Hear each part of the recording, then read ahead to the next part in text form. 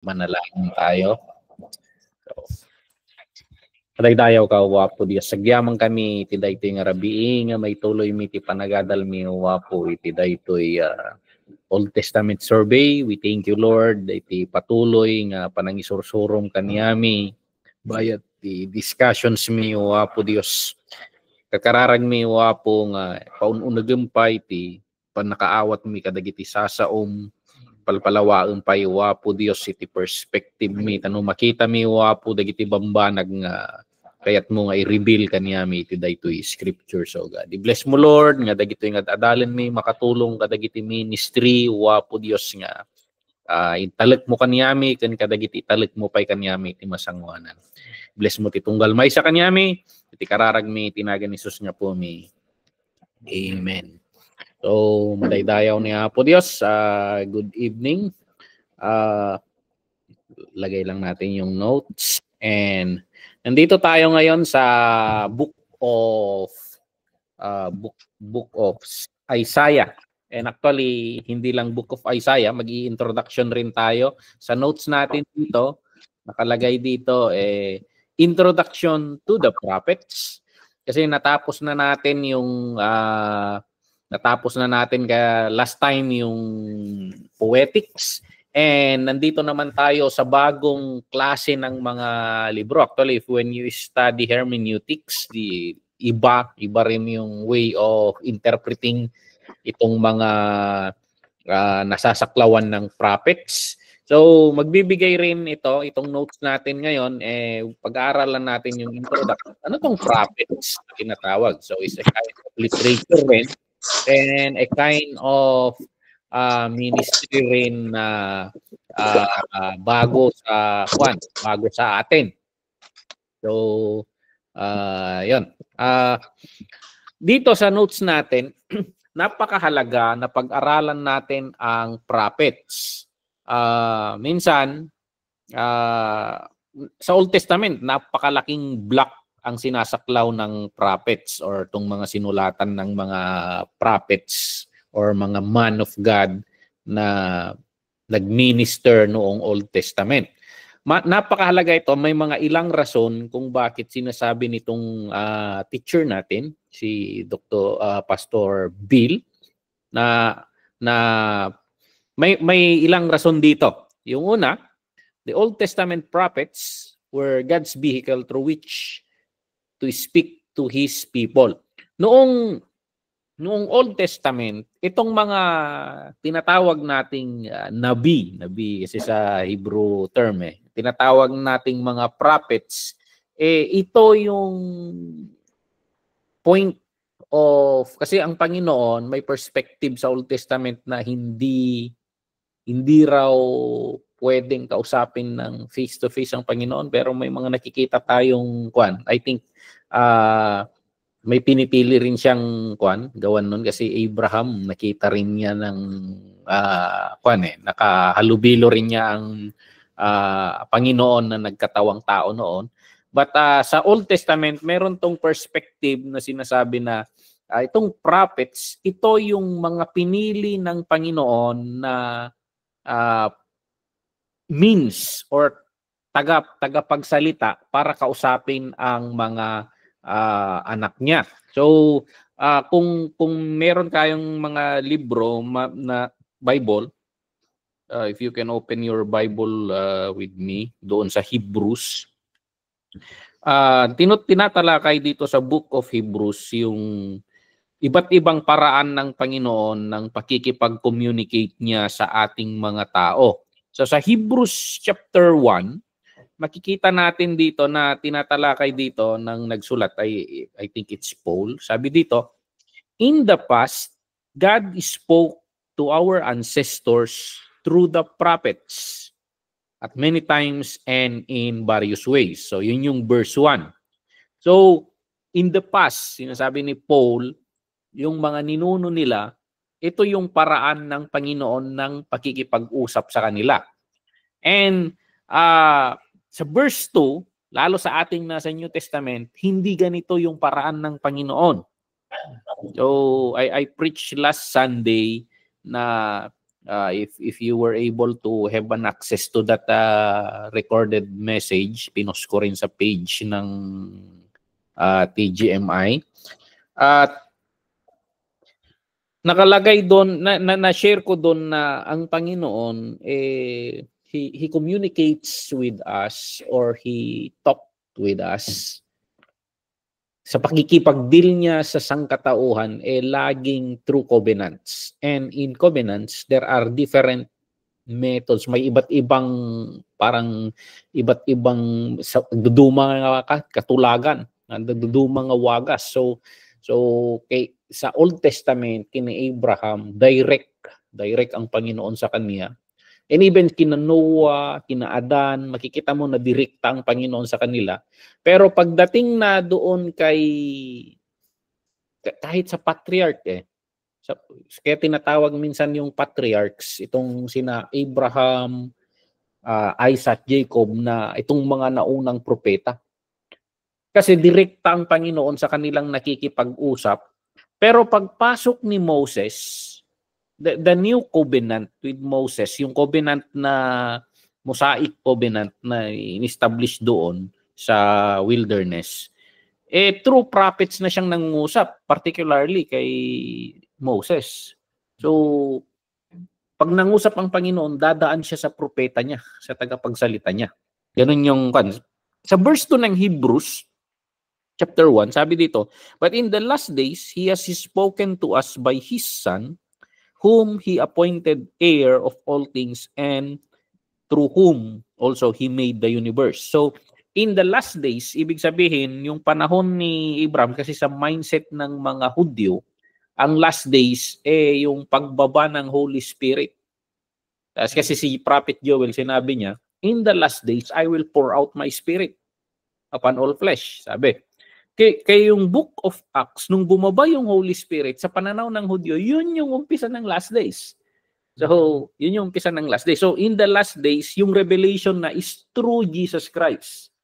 So, kung mapapansin mo sa mga apostles, si Jesus Christ ang daluyan ng revelation, hindi yung God the Father to prophets, kundi God the Father to Jesus Christ and Jesus Christ to us. Si Jesus ang ating sinasabi nating prophets, siya ang prophet natin, siya ang high priest natin, siya ang nasa namamagitan sa covenant natin. At kung mapapansin nyo, even the last book of the New Testament, the revelation of Jesus, kung makikita mo, pumunta siya kay John, pero siya na ang nagbibigay ng revelation.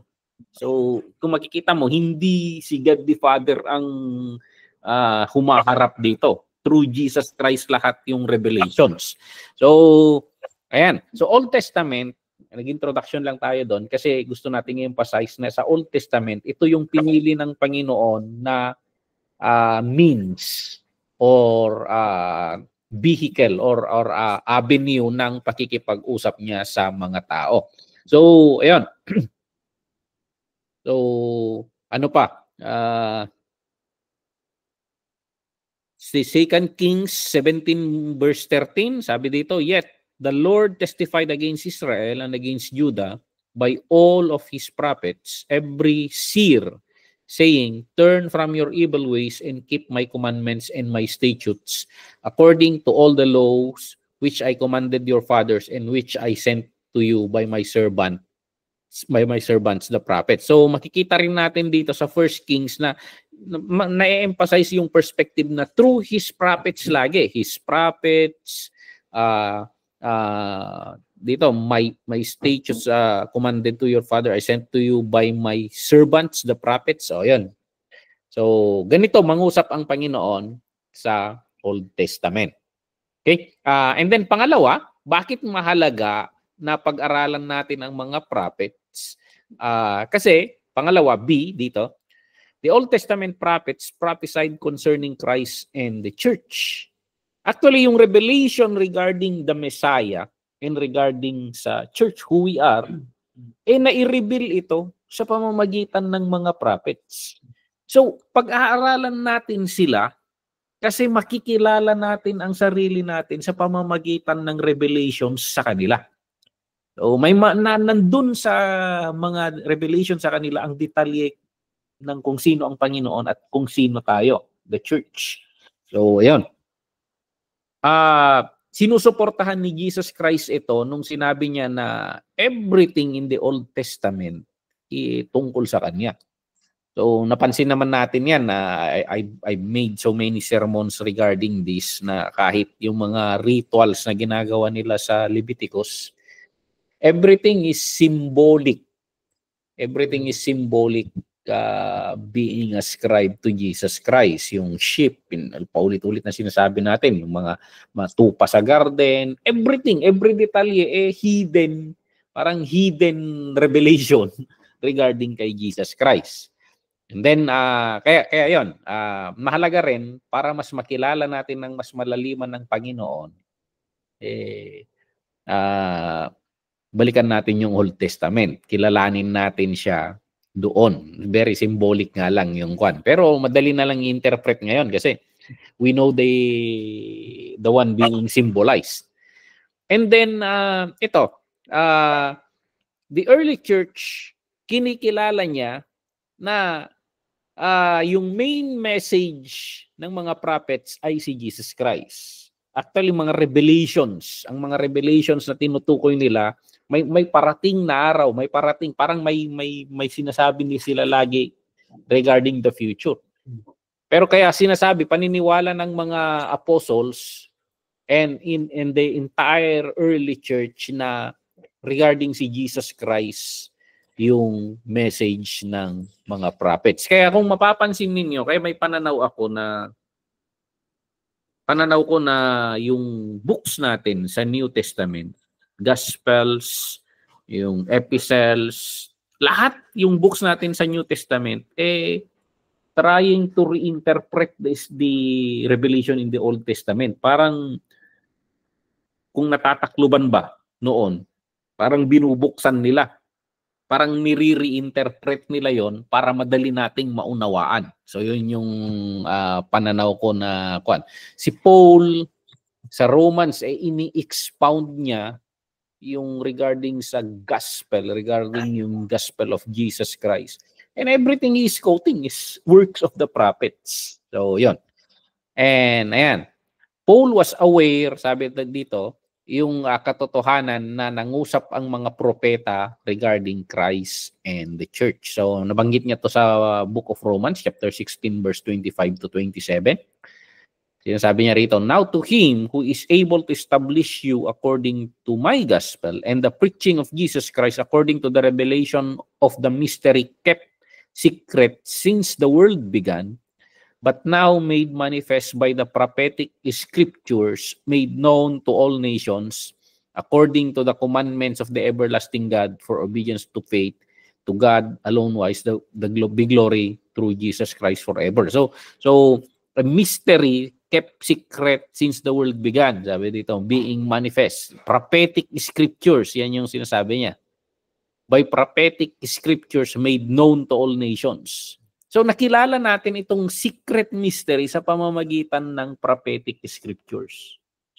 So may mga hindi sila naiintindihan in the past and nagkakaroon lang ng hint regarding dito sa pamamagitan ng prophetic scriptures. So napakahalagang kilalanin natin or pag-aralan natin itong mga Old Testament prophetic scriptures. And pangatlo kung bakit mahalagang pag-aralan natin ang prophets, ito, the New Testament writers made extensive use of the Old Testament prophets. Now, pag sinasabi nating prophets, hindi yung terminong ginagamit niya dito sa number 1, pag sinabi niyang prophets, hindi yung mga taong prophets. Ibig sabihin yung works nila. Yung major prophets, minor prophets. So, itong books of Isaiah. So, pag sinasabi niya, bakit kailangan nating pag-aralan yung prophets? Tinutukoy niya yung books ng mga prophets. Okay? So, yun yung tinutukoy niya rito. Bakit kailangan nating pag-aralan yung mga sinulat ng mga propeta? So, from book of Isaiah hanggang sa book of Malakay. Yan yung tinutukoy niya rito. Okay? Yun yung kahalagaan nun. And then pangalawa, second tatalakayin natin ngayon, sabi dito, what are some of the names and titles of prophets in the Old Testament? Now, pupunta naman tayo sa mga tao. Itong characters na nagsulat sa mga literature na ito. Ano yung iba't ibang katawagan sa kanila? Kasi nag-evolve rin yan eh. Parang yung ministry nila, hindi, paano nagsimula? Magtatanong ka dyan eh. Paano nagsimula? Paano na-develop na nagkaroon ng prophet? Basta na lang ba may prophet? May evolution yan. may development yan hanggang sa kinilala sila sa isang office. So, tingnan natin dito. Kasi, sa Old Testament, iba-iba yung katawagan sa kanila. Iba-ibang pangalan na yung mga terminologies sa amin na mga linguist, yung mga terminologies nagbibigay ng hint ng description kung sino sila. So may mga iba't ibang terminologies dito. Ito yung una, yung pag nababasa nyo yung man of God na termino sa Old Testament. Yan yung mga isang termino na ginagamit regarding sa mga prophets. Pag tinawag na man of God, most likely propeta yan. The man of God. So, ayan. Dito, sabi dito patristic culture sila eh. May mga prophetess, pero man yung ginagamit na terminology. Pagpasensyaan nyo na yung kultura nila. So, buti na lang sa Americans, lalagyan dyan ng man / woman or he / she. But dito, pag nabanggit yung man of God, isang katawagan yan. Ibig sabihin, pag man of God, a person set apart for Him. So yan yung makikita mo na kwan. Ang pangalawa naman na ginagamit na termino, itong seer. Pag titingnan natin sa dictionary nating mga Pilipino, titingnan natin kung anong seer. Ang bibigay niya rito, tagakita or fortune teller, manghuhula. Yan yung mga kwan. So, manghuhula or propeta. So, etong seer, I think ang katapat nito sa Tagalog talaga yung manghuhula. Kasi, hula, from the term hula, kasi who knows the future? Sinong nakakaalam yung future? Now, sinasabi niya yung future. Kaya ang termino mo, paano mo alam yan? Kaya tinawag na hinuhulaan mo lang yan.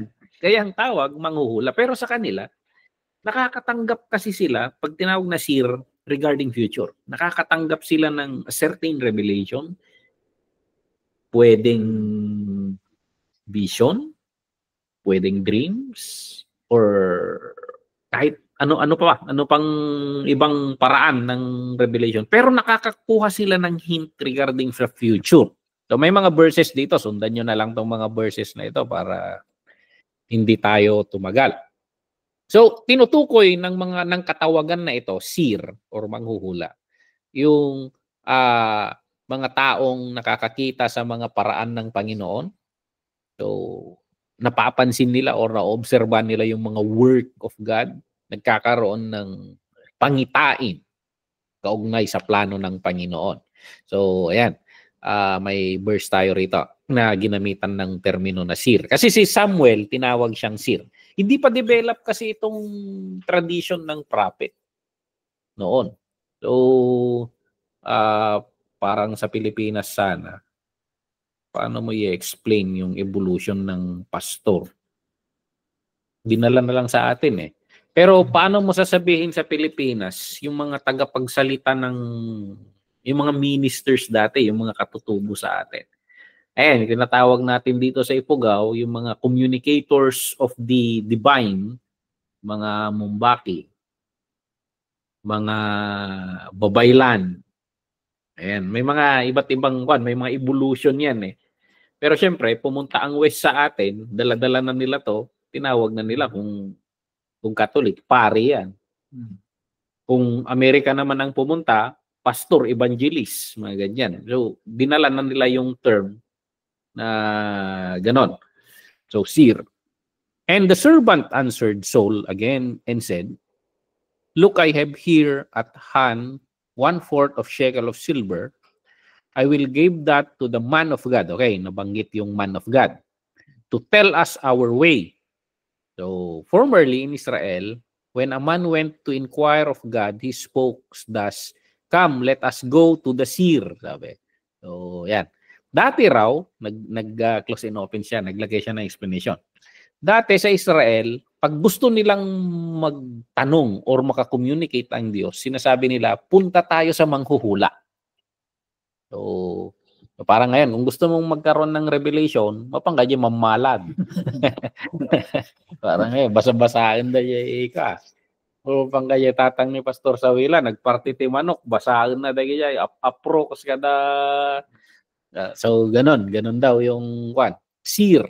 So, for he who is now called a prophet was formerly called seer. Oh, ito yung verse natin na nagsusupport sa idea na modernize na kasi.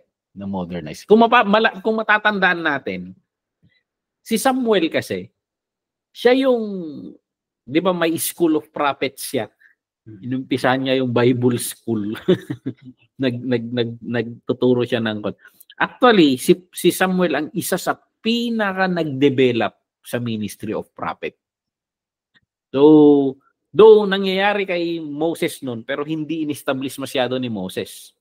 So, hindi masyadong ganun ang tawag. Kaya si Moses, hindi mo masasabing prophet Though kinikilala nilang the chief of all prophets.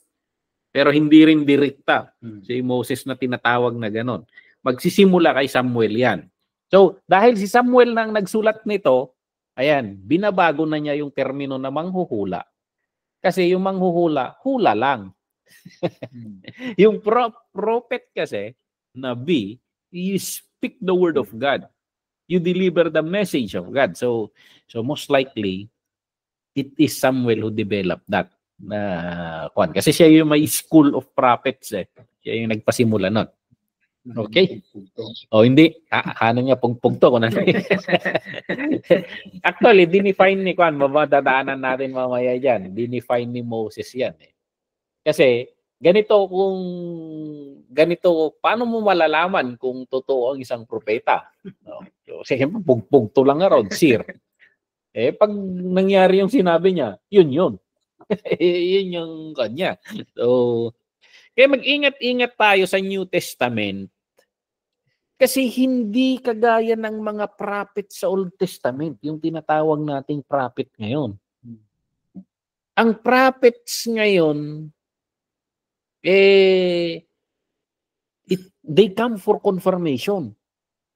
They come for confirmation kasi nasa atin na yung spirit of prophecy. Lahat ng tumatanggap sa Panginoon, nasa atin na yung spirit of prophecy, the Holy Spirit.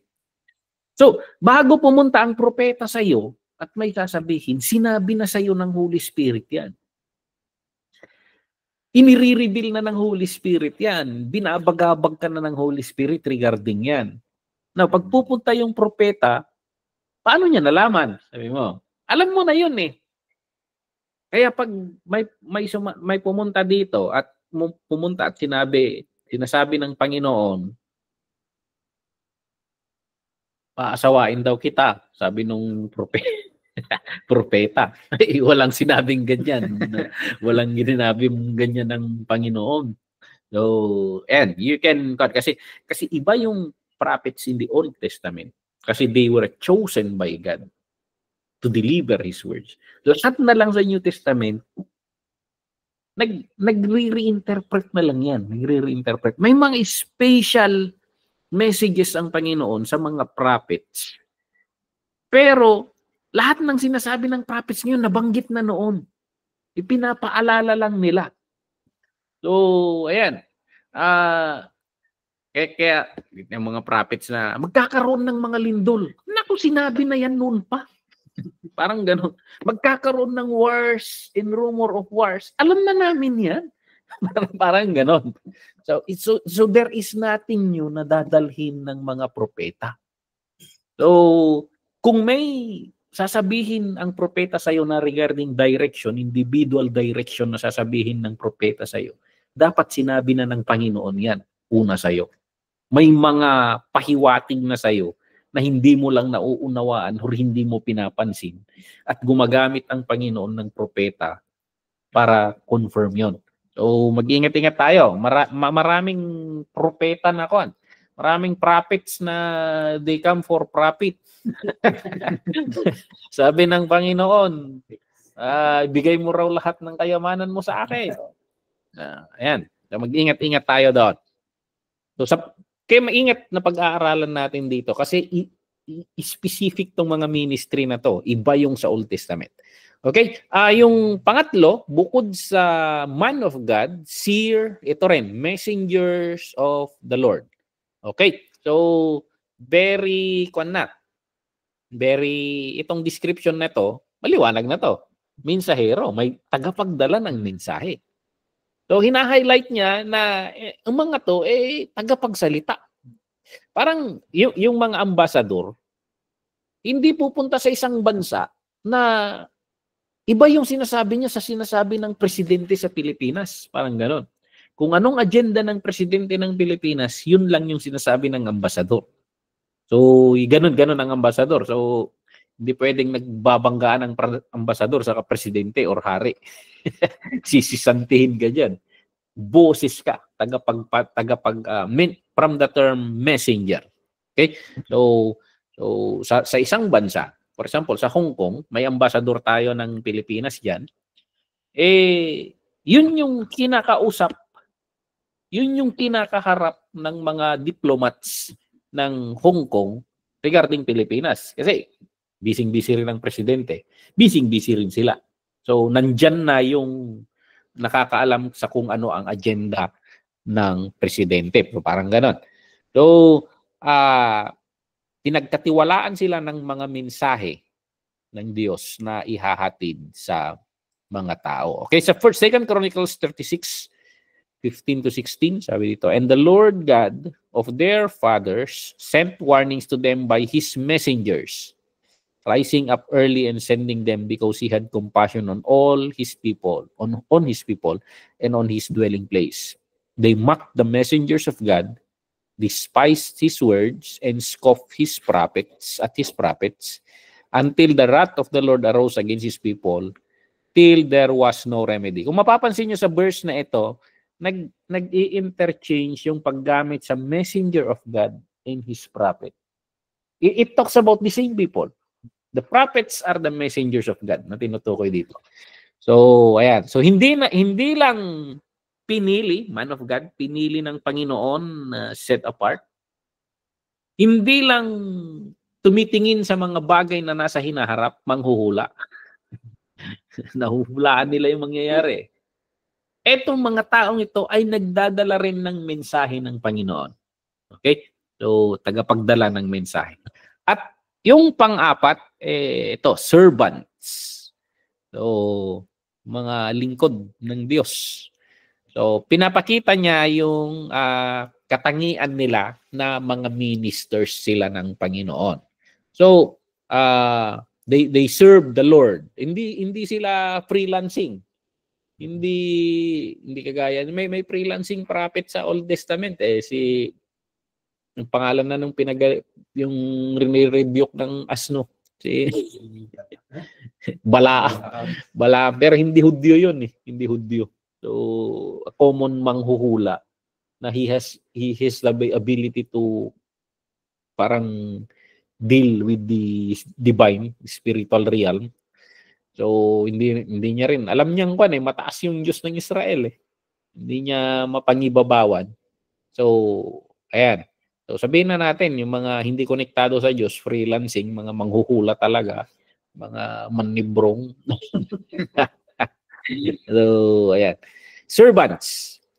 Okay, sa Jeremiah 7:25-26, sabi dito, "Since the day that your fathers came out of the land of Egypt until this day, I have even sent to you all my servants, the prophets." Okay? Yun yung nag-emphasize. "Daily rising up early and sending them, yet they did not obey me or incline their ears, but stiffened their neck. They did worse than their fathers." Okay? So, sumusuporta ito sa sinasabi ni Paul doon sa Hebrews na in the past, ganito mangusap ang Panginoon sa pamamagitan, ito na sa loob na ng sa loob na ng covenant ni Moses sa Mosaic covenant. Okay? Our fathers, sabi kasi ni sabi ni Paul. So ibig sabihin the Israelite clan. So ayan. And then ito pang-anim na ba? A, B, C, D, E, pang-5. Prophets. So, ito yung karaniwang ginagamit na termino. So, pag sinabi namang prophet, propeta, talagang tagapagsalita ng Diyos. Tagapagsalita. So, hindi lang tagapagdala ng mensahe, talagang, ang example kasi dito, si Moses para kang Diyos, sabi ng Panginoon kay Moses. Dahil kasi pinagrarason niya, hindi ako magaling magsalita Iwan ko kung anong sinasabi ni Moses. Bidal ba? Or bulol ba? Or atal ba? We don't know.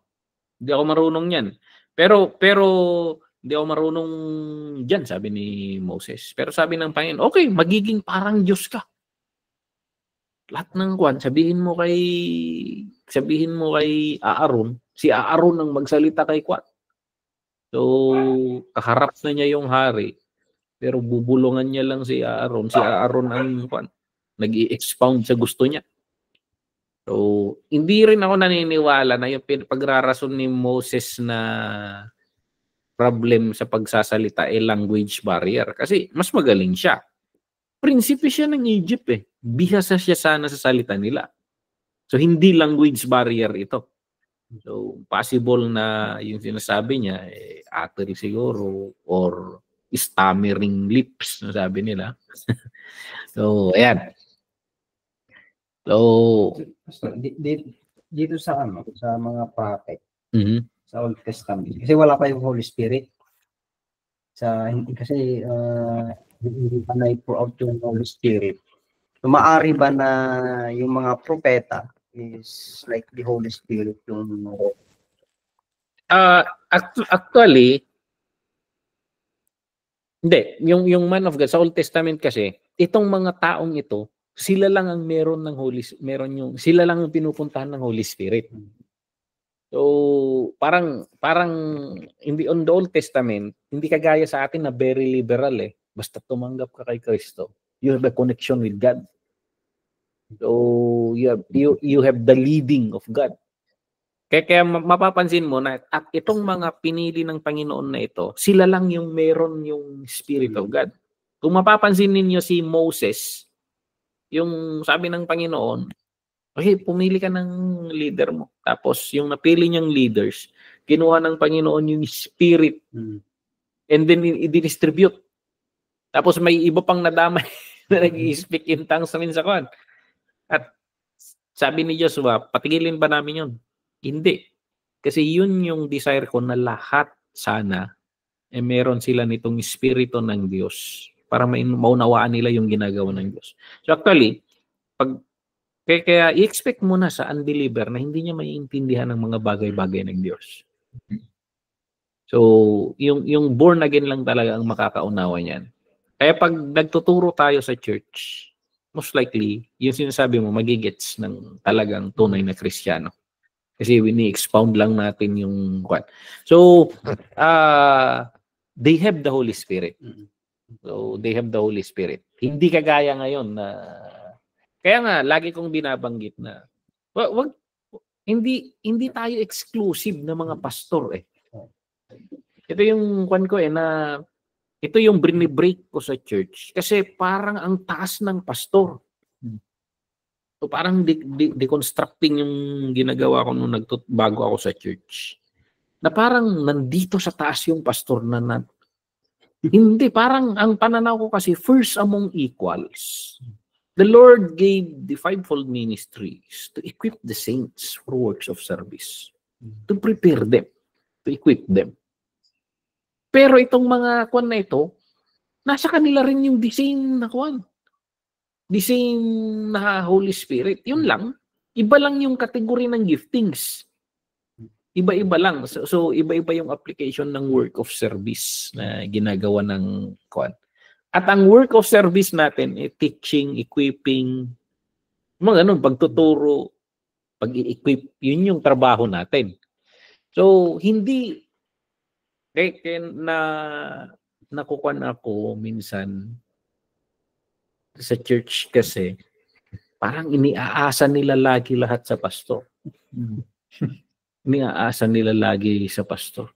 Hindi, ang plan ng Panginoon, hindi, it should be the common, it should be all members doing the works of ministry. Pero ang church kasi, they look at the pastor na doing the work of ministry. This may be an introduction. I may be talking about this doon sa Hong Kong later. Kasi doing the works of ministry, yung pinaka-tema ng anniversary nila doon. So, ayan, bakit hindi tayo, bakit bubuhos natin ang lahat? So, yun yung kasi if at minsan na-enjoy rin ata ng mga pastor yung na-enjoy rin ata nila yung attention na parang ikaw lang ang may anointing, ikaw lang yung magpatong ng kamay, gagaling. That all the Christians should realize that they have the Holy Spirit, they can do that. So, ang trabaho nating pastor is to make them realize na meron sila nila yun. Tapos sa kakag-complain nga tingting nga rabi birukan da ka nga may mangilihan siya gurgurigur nga anak da. Hindi, the Holy Spirit nga da kanya nga pastor is the same Holy Spirit nga da kanya da. So yun yung kwan dito. So in connection diya ibagbaga ni Pastor Dennis, like not like in the Old Testament. Na sila lang talaga. Sila lang yung kaya kung hinahanap talaga yung propeta kung gustong kwan. Sa atin we have access directly to the Holy Spirit. Lahat tayo.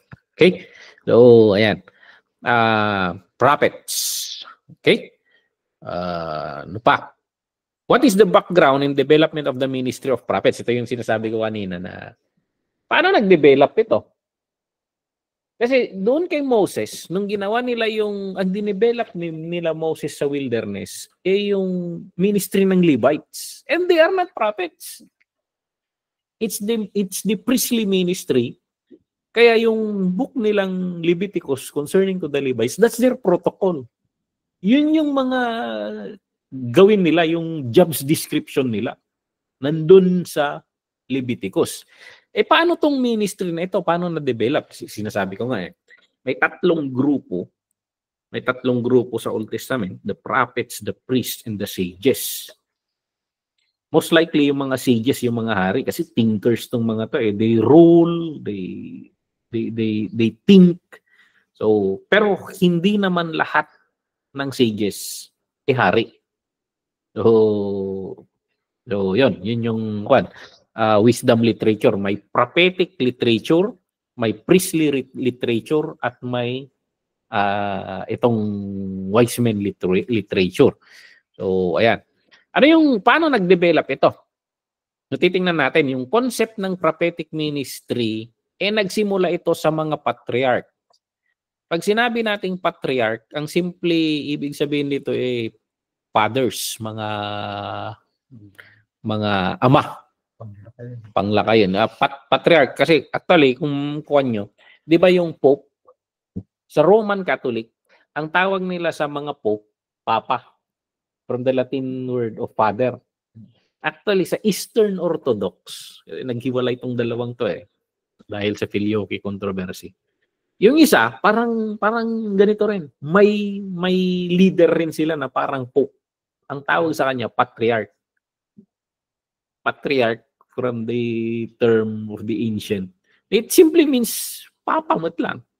Pope, Father.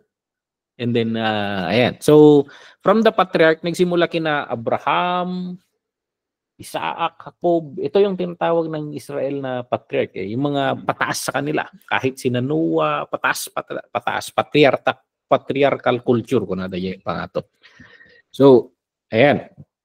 In the early times, a spirit of prophecy came upon godly men such as Enoch and Noah. Kung mapapansin mo, direkta kasi ang Panginoon sa kanila noon. Pag may gustong kausapin ng Panginoon sa patriarchal era, patriarchal period, pupunta ang Panginoon. Kaya si Noah, pinupuntahan niya. O si Enoch, naglalakad sila. Ang layo-layo ng lugar mo, Enoch. Tumira ka na lang sa amin. Ang Panginoon, sumama na. Parang ganun. Pinupuntahan ng patriarchal period, direkta ang Panginoon sa kung sinong gusto niyang kausapin. Pinupuntahan niya. So, ayan. So, pumupunta kay, tingnan mo si Jacob. Si Jacob, natutulog sa in dreams, in visions, pinupuntahan ng Panginoon. So, ganon. Nakikita natin na ganito. So, pumupunta ang Panginoon sa kung sinong pupuntahan niya. So, may verse tayo rito. Now, Enoch, the seventh from Adam, prophesied about these men, also saying, Behold, the Lord comes with 10,000 of his saints to execute judgment on all, to convict all who are ungodly among them, of all their ungodly deeds which they have committed in an ungodly way, and all of the harsh things which ungodly sinners have spoken against him. Jude 14-15. Pero mapapansin mo, nung panahon pa ni Enoch, meron na tong prophecy na ito, the last days. Actually, sa Israel, napakasikat nung Book of Enoch. Pero actually, hindi pumasok sa Biblia tong Book of Enoch Kasi parang may questionable sa nagsulat na iniscribe lang nila kay Enoch. Hindi kagaya sa Old Testament natin na Genesis to Malakay na kinonfirm ni Jesus. So hindi kasali yun So ayan. Abraham was the first man in the Old Testament to be called a prophet. Siya yung unang tinukoy na pinangalanan na ganon. So nag-function siya as prophet sa intercession sa mga intercession sa sinners. So pagbibigay ng babala. Isaac and Jacob were also used by God regarding prophecy. So ito, lalo na si Isaac kasi doon sa di ba yung kambal na anak niya. He speaks about their future He talk about their future. At mapapansin mo na nangyari rin ito kay Jacob. Yung nung panalangin niya yung kasi inampon niyang anak niya si Ephraim sa Manase. Tapos nung pag-pray niya, pinag-cross niya yung kamay niya. Tapos nagbibitaw siya ng salita tungkol sa future. Sabi ni Joseph, nasa kabila yung panganay. Alam ko. Pero ito yung sinasabi ng Panginoon. So makikita mo na pumupunta sa kanya yung spirit of prophecy. And actually, isa niya yung yung mga anak niya Kung mapapansin mo, nagkatotoo yung mga Nandun sa kanya yung spirit of prophecy and he started declaring things na according to the spirit. So, ayan. So, Joseph was also anointed to prophesy in relation to his sons. So, ayan. And then, ano pa? So, actually, kinikilala rin si Joseph kasi na si Joseph na naging leader sa kanilang clan. Diba, na-prophesy sa kanya na magbabaw lahat sa kanya. So, actually, meron kay Joseph. Pumupunta sa kanya yung gift of prophecy Dreams, vision, interpretation of dreams.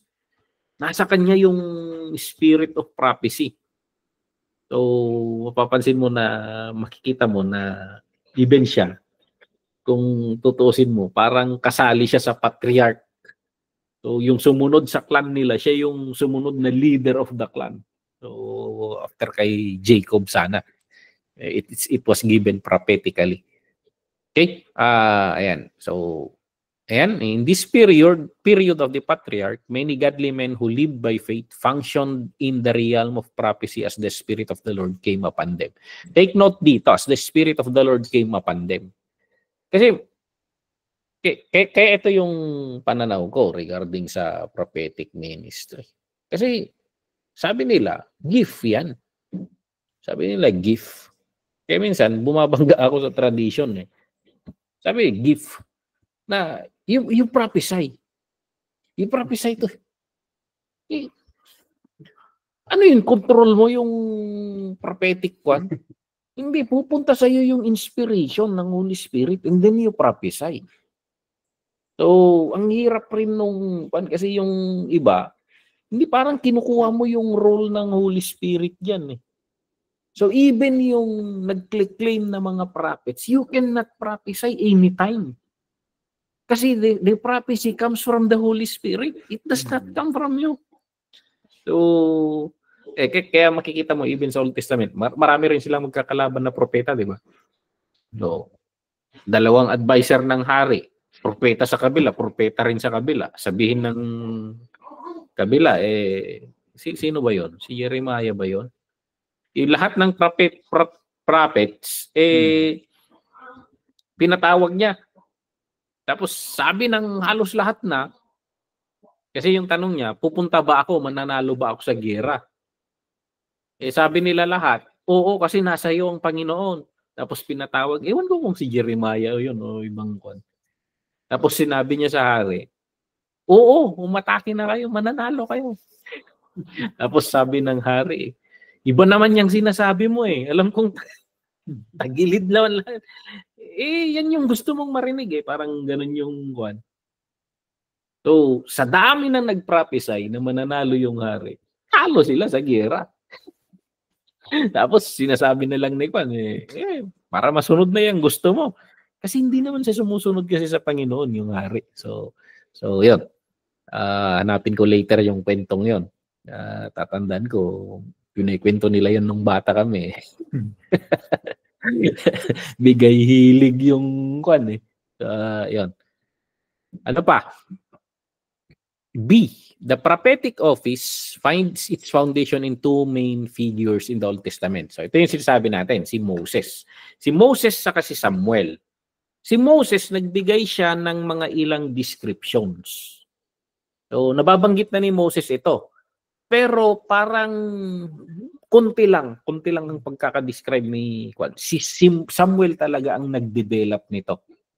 So kung mapapansin mo na dahil gumawa siya ng School of Prophets, kung mapapansin mo yung mga sumunod na kay Samuel, refined. So yun yung So may pananaw si Pastor Benny dito na in the Old Testament, kung man of God ka, parang pastor ka sana. Dito sa New Testament, automatic pastor ang tawag sa atin Pag graduate ka sa Bible school, pastor agad So, sa Old Testament daw, for example, nag-enroll sa school ni Samuel, matik yan. Pag natapos niya yung course, prophet. Parang ganun. So, ang common minister ng Old Testament, prophets. They guide the people. May mga descriptions na diniscuss tayo kanina. In the New Testament, pastor. From the concept of pastor naman. Yung taga-akay ng taga-pag-alaga ng tupa. Na which is, yun yung nasa picture ng isip ng karamihan ng mga miyembro. Na inaalagaan mo sila. Pero sa akin kasi, oo, tinatawag tayong pastor. Pero I take my description from the book of Ephesians. He gives the apostle, prophet, this is in the context of New Testament, evangelists, pastors, teachers, to equip the saints for works of service. Equip the saints for work of service. Kaso mo, bunjingin, nagdakil, kawawiran pa lang, timtimplaan pa lang. No, our call from the Lord. Kaya napakaganda yung ginagawa nyo dyan sa Hong Kong na i-equip hanggang sa yung mga pastor nyo ngayon makasakatabi nyo lang noon, but makikita mo na everyone is going up, everyone is doing the work of ministry. Yan yung plan ng Panginoon Sa church. Kaya nga, grabe parang I intentionally minsan na hindi ko na-address yung kwan. Hindi ko na-address yung mga hinihiling ng mga kwan. Kasi, let me function as a pastor according to the philosophy na nasa akin. So, kasi minsan yung church, ilalagay ka nila sa loob ng box ng description nila ng pastor. So, ang ini-insist ko sa church, hindi ito yung description ng Panginoon sa pastor. Ephesians 3. Tingnan mo doon, equip the saints for works of service. So, ayan. So, yung development, so, balik tayo doon. Balik tayo sa prophetic office. So, yung dalawang pinaka-model dito, Moses saka Samuel. Okay? So, nilatag ni Moses yung foundation for this ministry sa Old Testament. May mga definitions na descriptions na binigay siya for this ministry. So, ayan, tingnan natin yung may ibang descriptions niya. Doon sa Deuteronomy 13 ba yun? Deuteronomy, tama, 13 verse 1 to 5. Magkuhan lang kayo kung may mga tanong kayo para try nating pagbulay-bulayin.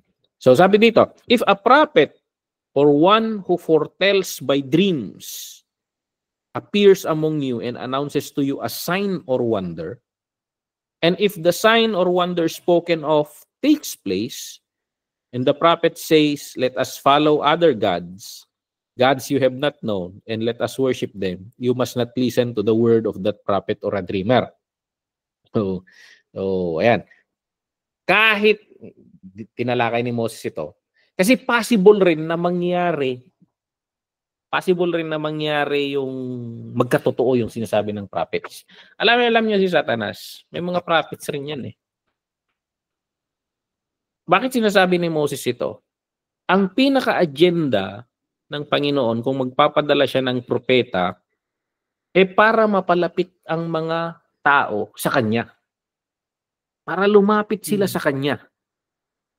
Now, kaya nakakatakot ang mga Kristiyano sa panahon natin ngayon eh. Hinahabol nila ang signs and wonders and miracles. Kung yung signs, wonders, and miracles, inilalayo ka sa Panginoon, sinasabi ni, yan, pwede kang gumawa ng sermon dito. Pastor. Yeah. Ang tinuturo kasi ng Panginoon, signs, wonders, and miracles susunod sa atin. Hindi yan hinahabol. And daming Kristiyano hinahabol yan. Sinasabi ni Moses, let us follow other gods. Let us worship them. You must not listen to the words of that prophet or dreamer. The Lord your God is testing you to find out whether you love Him with all your heart and with all your soul. It is the Lord your God you must follow, and Him you must revere. Keep His commands and obey Him. Serve Him and hold fast to Him. That prophet or dreamer must be put to death for inciting rebellion against the Lord your God who brought you out of Egypt and redeemed you from the land of slavery. The prophet or dreamer tried to turn you from the way the Lord your God commanded you to follow. You must purge the evil among you. Okay? Kamatayan. So mag-ingat tayo. Maraming prophet kasi ang napakahilig ng overrated sa church ngayon yung anointing eh. Anointed daw, signs, wonders, and miracles. Pero karamihan naman ng gumagawa niyan, ikaw na ang Diyos nila eh. Ikaw na yung sinusunod nila. Ano yun? Nilalapit mo sa Panginoon o nilalapit mo sa sarili mo? Kasi ang prophet, they point you to God. They point you to God. Hindi ikaw naman na yung sinusundan. So parang ganon, mag-ingat ang church sa ngayon. Kasi even in the last days, gagamit si Satanas niyan. So mapapansin ninyo, he imitates everything. His signs, wonders, miracles, even using science to resurrect people. So he will in the last days, nakakatakot nga, even the very elect, sabi malilin lang daw. So kahit may propeta, na dumarating sa atin, kung hindi ka pinapalapit yung relasyon mo sa Panginoon, hindi pinapalapit sa Panginoon, mag-iingat ka dyan. Ang propeta, pag nilalayo ka sa Panginoon, delikado yan. So may warning si Moses dito. So may definition siya dyan. And then, sa chapter 18, punta tayo sa chapter 18, talon tayo doon. Verse 19. May sinabi rin ulit si Moses dito, I myself will call to account anyone who does not listen to my words that the prophet speaks in my name. So marami rin na parang may mag-claim na through Moses in his name. But a prophet who presume to speak in my name, anything, kasi diba sinasabi natin, si Aaron ang prophet ni Moses. Ibig sabihin, tagapagsalita ni Moses, yun yung sinasabi niya. Kasi inanoint ng Panginoon na you are like God. You have Aaron as your prophet. Tapos, gano'n. Ang point ng prophet dito siguro yung concept of ambassador. Someone speaking on my behalf. Someone who delivers a message. So, ito yung tinutukoy niya. To presume to speak in my name anything I have not commanded, or a prophet who speaks in the name of other gods, it is to be put to death. So, ayan, nabanggit rin niya rito. You may say to yourselves, how can we know when a message has not been spoken by the Lord? Paano natin malalaman kung hindi nanggaling sa Panginoon ang mensahe? No, to, sabi ni Moses, if what a prophet proclaims in the name of the Lord does not take place or come true, that is a message the Lord has not spoken. That prophet has spoken presumptuously, so do not be alarmed. Okay, so mangyayari. Pero i-compare mo sa unang verse. Meron rin yung prophecy na mangyayari pero ilalayo ka sa Panginoon. So yun yung bantayan. Meron rin yung prophecy na sinasabi in the name of the Lord pero hindi nangyayari. So hindi porket nangyayari, okay na yan. Dapat nangyayari at the same time inilalapit ka sa Panginoon. So yun yung according kay Moses. Okay? Nagbigay rin siya ng, sabi dito, mature example of prophetic ministry. So, tingnan natin itong 34 verse 10 to 12. So, sige, punta na lang tayo sa numbers na mahalaga itong mga to eh. Kung hindi natin kakayanin yung Isaiah ngayon, sa next meeting na lang. Kasi, sunod-sunod na to, prophetic ministry na eh. So, ayan. Numbers chapter 12 verse 6.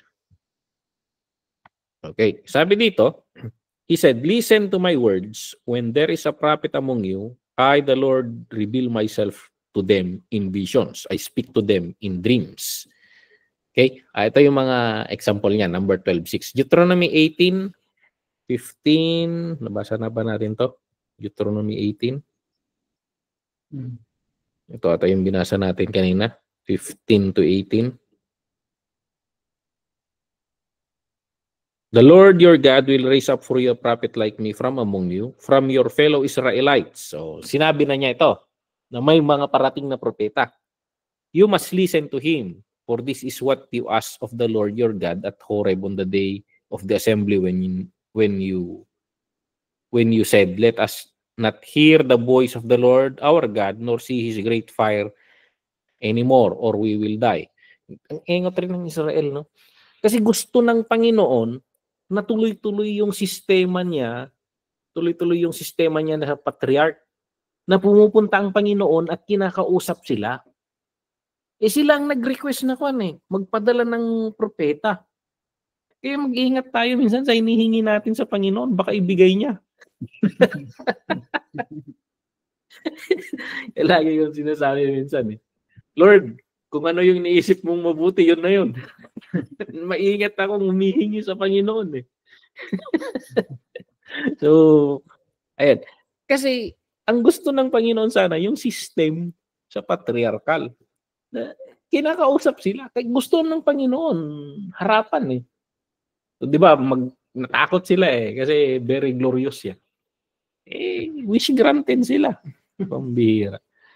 So, ayan, let us not, the Lord said to me, what they say is good. I will raise up for them a prophet The Lord said to me, what they say is good. Okay naman, sabi ng Panginoon.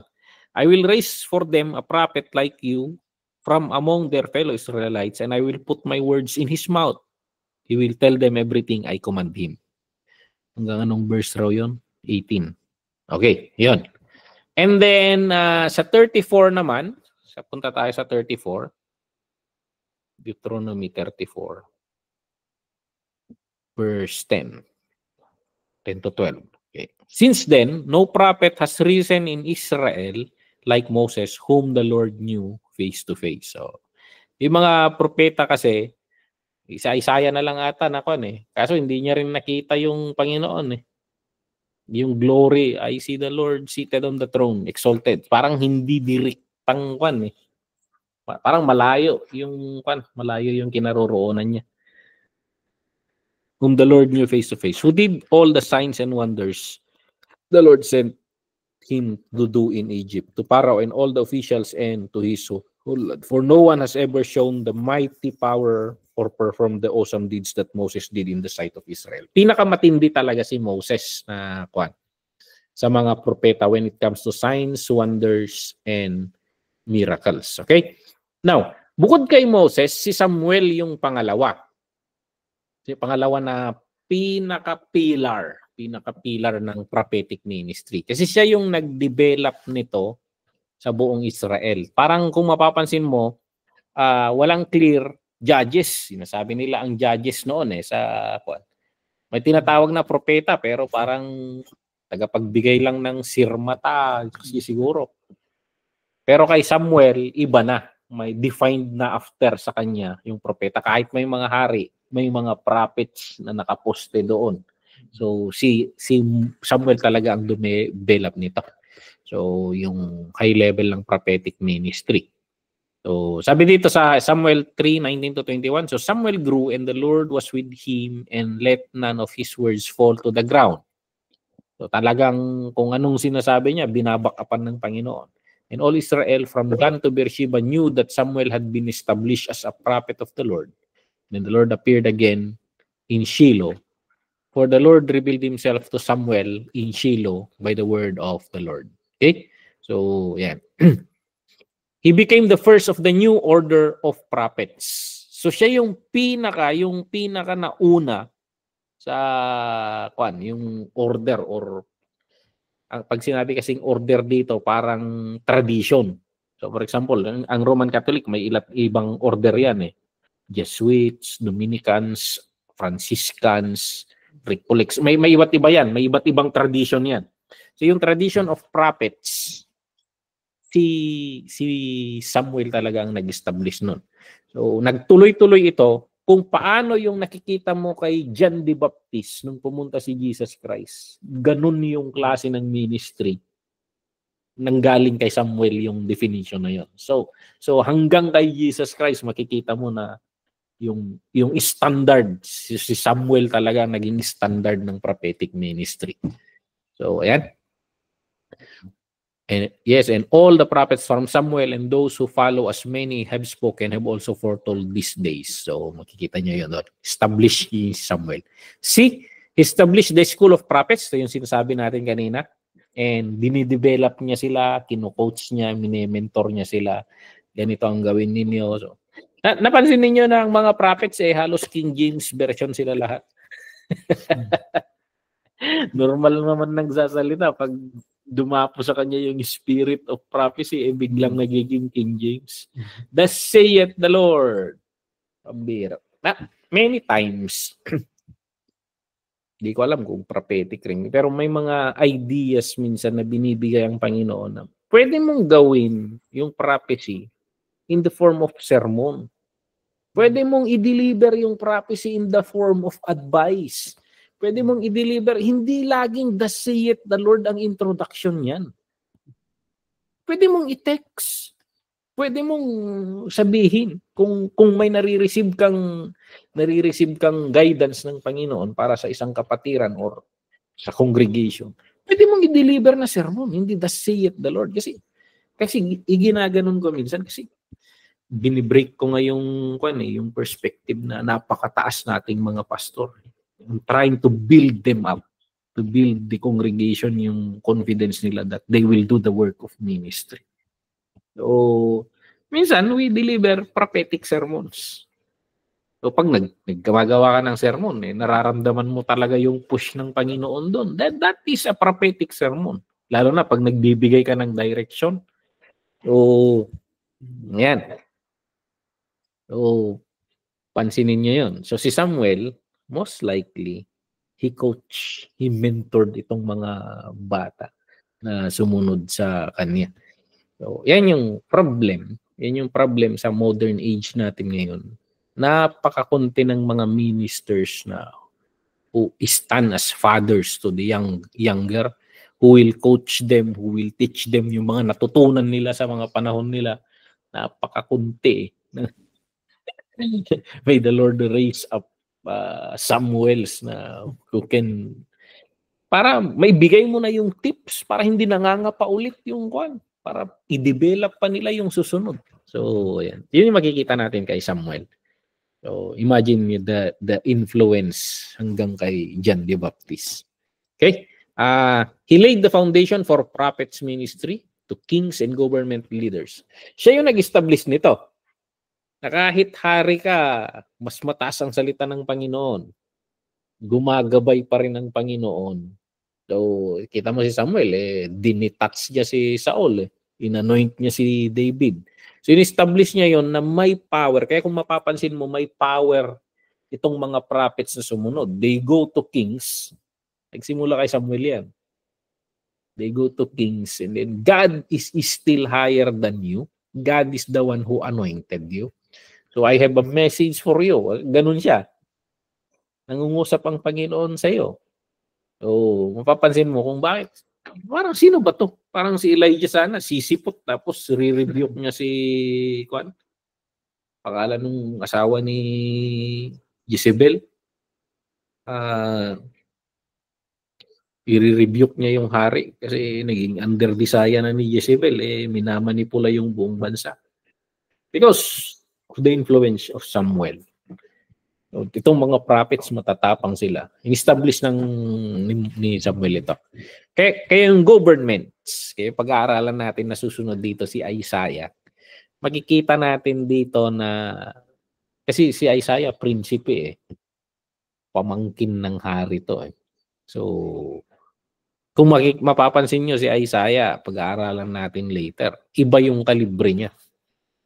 Kasi talagang educated siya, prinsipe, and then kung magsalita, nasa taas. So, makikita nyo yung pag-aaralan natin later yon. Ano pa?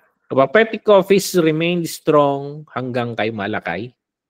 So, dinidisregard na nga lang yung mga salita nila, but they stood on the word of God. So, kahit ganon, sila yung conscience to the nation, sabi dito. So sabihin na lang natin kung Pilipinas sana, sila yung opposition, sila yung nagwewelga. So parang gano'n. Sila yung nagre-rebuke sa bansa. So kung panahon siguro natin, mga opposition yung mga yan. Gano'n yung pananaw natin. So kaya kung mapapansin mo, for example, sina Pastor Eddie Villanueva, Dan Balais, kung mapapansin mo yung ginagawa nila na they stand highly and speak na actually they are standing on the tradition of Samuel. So parang mapapansin mo, influence ni Samuel yun. So, pero hindi tayo kagaya ng bansa ng Israel. Pero ganun, the spirit of prophecy sa mga national leaders natin, Eddie Villanueva. Hindi naman prophetic si Ed Lapis Eddie Villanueva, Daniel Balais, itong mga sino pa? Marami yung mga prophets to the nations ng Pilipinas rin. Okay. And then the period of the Old Testament ends with no strong prophetic voice, and it what is referred to as the 400 silent years. So, nag-end na yung huling malakas na boses kay Malakay. So, parang nanahimik na or sabihin na kaya ini-interpret nila na nanahimik ang Panginoon. So, hindi natin alam kung nanahimik ang Panginoon or wala nang natakot na yung mga sumunod. Kasi kung mapapansin mo, pinagpapatay itong mga to eh. Or wala nang kasing tapang ng mga naunang propeta na gano'n. Hindi nakagaya ng una na talagang di-rebuke. Or iba na rin yung system ng Israel kasi they were invaded. Hindi na talaga sila independent. Puppet kings na lang yung mga nandun. So, ayan. So, puppet ng mga empires. Okay. What are the differences? Talagang hindi natin kakayanin yung Isaiah ngayon. Tatapusin natin dito. What are the differences in expression of the various prophets in the Old Testament? Ano yung mga pagkaka-express ng ministry nila? Ito, prophets of guidance. May iba't ibang klase ng prophets. So, kagaya ngayon, may iba't ibang klase ng pastor. So, may mga pastor na may mga pastor na pa-rebuke sila kung preach. May mga pastor rin na a preacher of grace. May mga pastor rin na may iba't ibang klase. Mapapansin mo yung forte nila. So, sa akin ganun, kung doktor sana may specialization. So, ayan, hindi general lagi. So, prophets of guidance. So, itong prophets of guidance, sila yung gumagabay sa bansa. Ang example natin dito, sina Moses, Samuel, Elijah at Elisha. So, nandun sila sa kategory na ito. So, gumagabay, yun yung nila. Nagbibigay ng wisdom or sasabihin na natin guidance or advices sa mga hari. Word of knowledge. So, nagbibigay sila ng information na hindi pa alam ng mga So, miracles, declaration of God's word and God's will to His people. So, ayan. Mostly ito mga kinukonsulta tong mga to pag nangangailangan ng mga hari ng mga direction. Okay? Karaniwan sa mga to, mga nasa prophet of guidance, hindi sila pala sulat. Hindi sila pala sulat. So, papansin mo kung may nasulat sa kanila, hindi silang nagsulat. Sinulat lang yung kwento nila. Nasa chronicles sila, mga ganon. So, oral prophets. And then, ayan, prophets of vision. Itong prophets of vision naman, from the term vision, nagkakaroon sila ng mga pangitain. Bibigay ng picture and papasok dito. Yung pangitain is either prophetic warnings, or prophetic directions. Pero mostly, it's either vision or dreams. Ganun lagi. At ang napapasok dito sina Ezekiel. Diba si Ezekiel, kung ano nakikita niya, nakakakita ng alien. Kung ano nakikita niya So, yan. Si Daniel, Zechariah, mga example natin dito. So, ayan. Kaya mapapansin ninyo, hindi mo pwedeng lahatin yung propeta. May mga propeta na puro visions. May mga propeta na hindi nakakakita ng visions. Wisdom rin ang nasa kanila. So, makikita na. So, may mga prophets of testimony rin. Ano tong prophets of testimony? Itong prophets of testimony, ito yung pamumuhay nila. Yung pamumuhay nila example, parang liwanag sila. So, liwanag sa dilim. So, for example, si Jonah, kinain ng pating. Ayan, yung buhay niya, example sa atin. Example sa mga sumunod na huwag kang sumuway sa propeta ka pa man din. Si Hosea, napapasok dito. Grabe.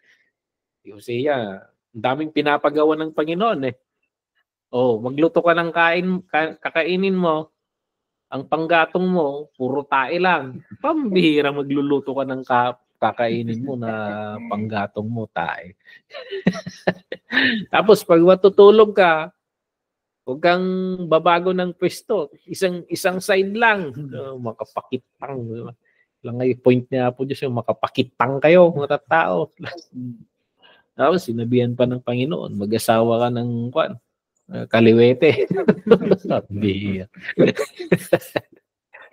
So, ayun, sa buhay niya, dinidemonstrate ng Panginoon yung bagay sa So may mga ganito rin. So, kung papasahin mo yung mga kwento ng mga prophets na to, napaka-weirdo. So, manalangin ka na hindi ka ilalagay sa ganitong pwesto. Okay? And then, meron din yung tinatawag nating prophets of scripture. So, ito yung mga pinaka-familiar. Kasi sila yung mga propeta na ang pinaka-ministry nila magsulat. So, example na dito si Isaiah. Edukado to eh. So, ayan. Hindi sila, kasi ang akala natin pag mga propeta, signs, wonders, and miracles lagi. Kaya kung papansinin mo itong mga propeta na to, nagsalita lang sila, wala namang signs, wonders, and miracles. But, sila yung pinaka-useful sa atin even hanggang ngayon. So, ayan. So, wala masyadong miracles na dumaan sa kanila. Sinasalaysay lang nila yung salita ng Panginoon or sinusulat. Ayan. So, may dalawang kategory, major and minor prophets. Yan yung pag-aaralan natin susunod. Yan yung tinatawag natin na prophets of Scripture. So, they communicated through writings. So, of course, nung nabubuhay sila, hindi lang yan yung ginagawa nila. For example, Isaiah, he speaks to kings, but prominent sila sa pagsusulat. So, ayan, we have the major and minor prophets. Okay? So,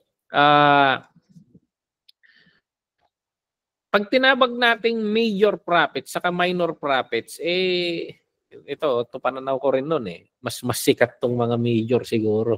Parang ganon eh. Hindi, walang kinalaman doon yon. Yung major and minor prophets, yung major, mostly tinatawag na yung mga naunang prophet. Yung iba naman, tapos yung minor naman, ito yung mga sumunod na propeta.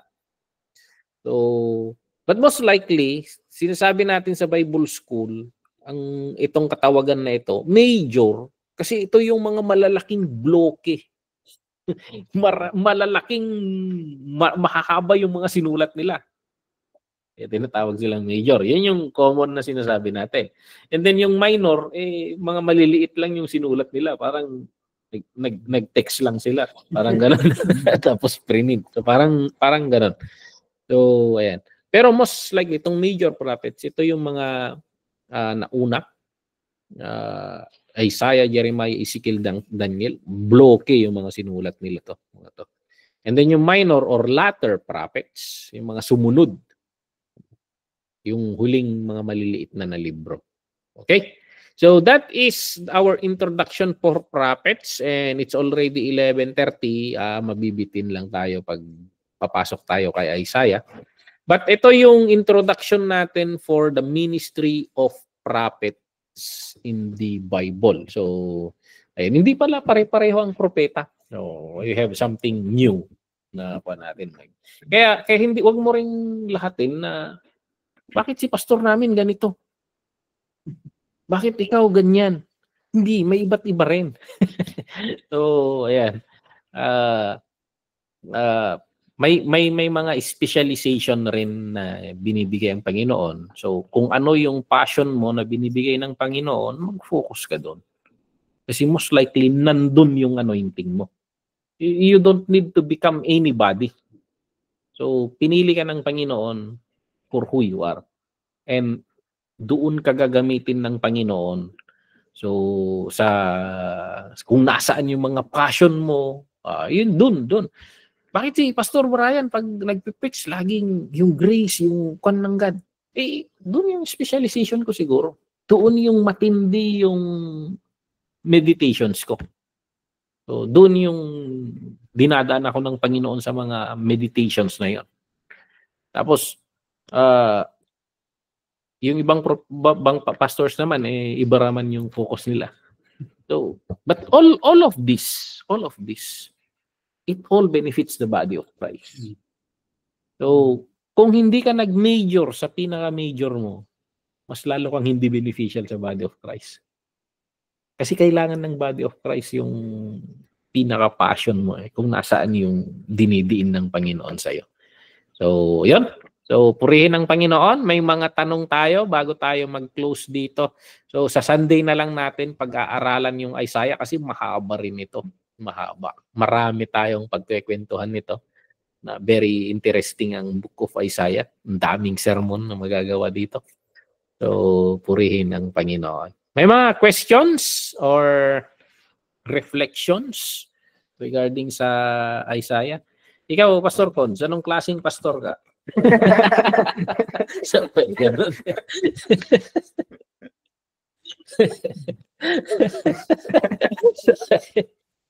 May iba't ibang klase pala, no? So, meron yung pastor na pang tithes and offerings lang. Hindi.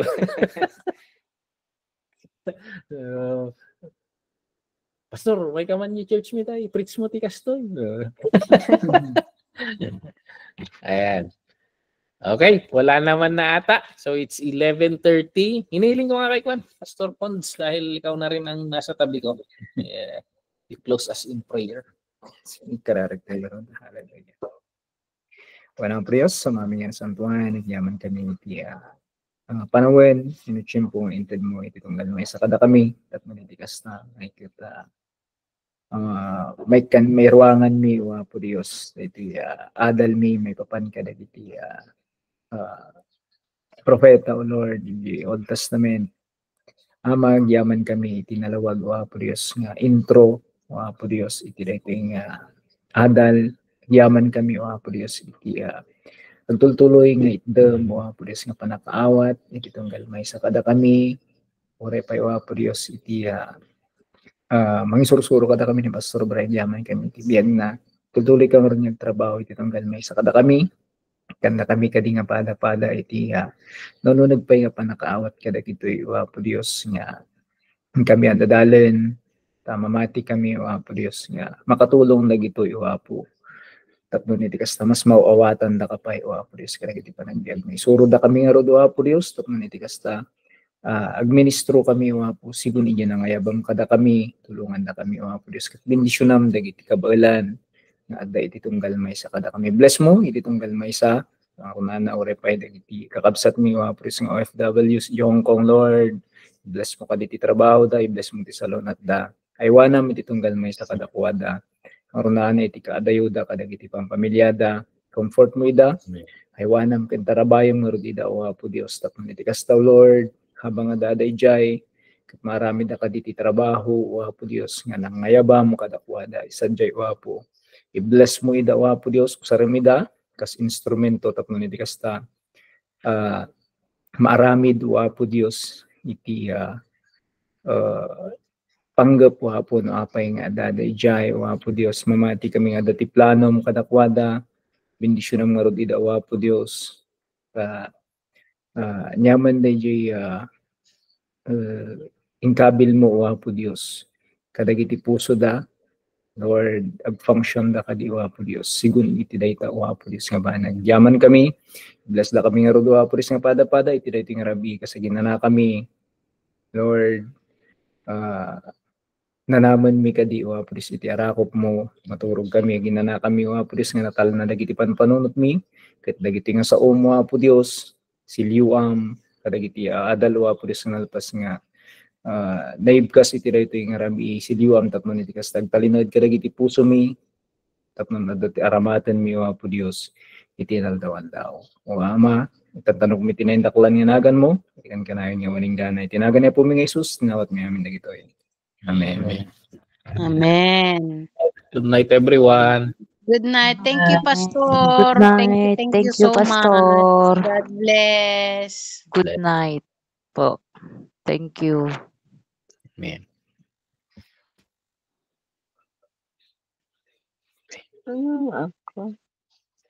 Stop recording.